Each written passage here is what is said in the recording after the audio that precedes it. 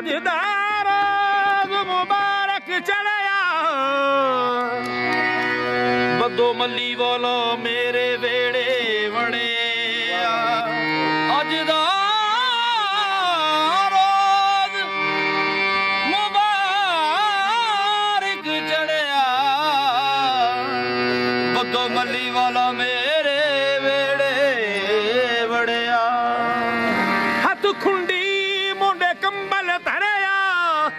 ते पाकां वाली शक्ल बनाई नी अली अहमद आया नी अली अहमद आया नी अली अहमद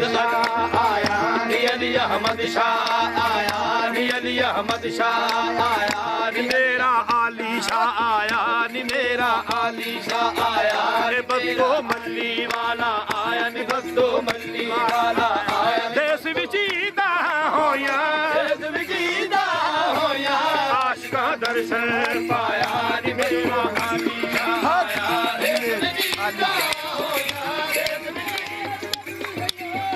देश विचीदा होया देश विचीदा होया आशिका दर्शन पाया नी मेरा आली शाह आया